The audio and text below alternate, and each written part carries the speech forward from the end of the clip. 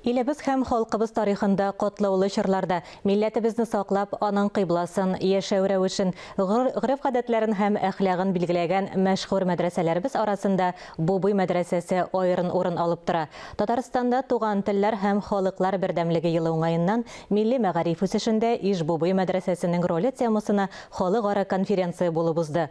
Тулырак Фәннүр Хәсәнов язмасында.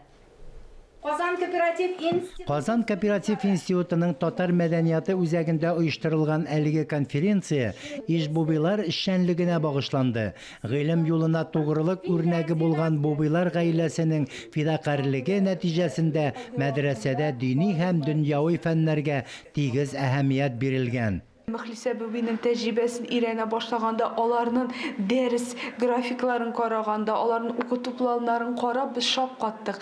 Анда төрле рус телендә, татар телендә, гарәп телендә, төрле француз телендә патшалар сөйләшә торган телне алар өйрәткәннәр. Бу инде искитәрлек зур шундый алга бару, ул мәгариф өлкәсендә булган заманына карап, анда инде хәтта Вятка губернаторлары да килеп, аларның тәҗрибәләрен ирәнгәннәр, башка өлкәләрдән килгәннәр. Бубыйлар тарихы ул безнең татар тарихында бик тирән ис калдырган тарих. Мәгариф системасын революция кадәр күз алдына китерсәң, Бубыйлар тарихына кагылмыйча үтү мөмкин түгел.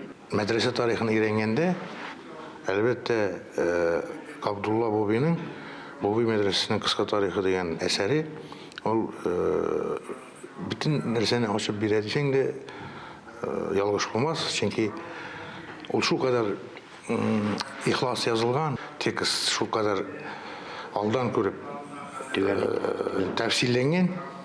Шуңа күрә менә без бүген милли мәгариф системасының проблемалары турында сөйләшкәндә, шу тарих әлбәттә шулай безгә сабак булып тора. Шарада галимнәр, язучылар, шагыйрьләр, фән эшлеклеләре, чит төбәкләрдә яшәүче татар зиялылары һәм мәктәп балалары катнашты. Фәннүр Хәсәнов, Тахир Хәсәнов, Татарстан яңалыклары.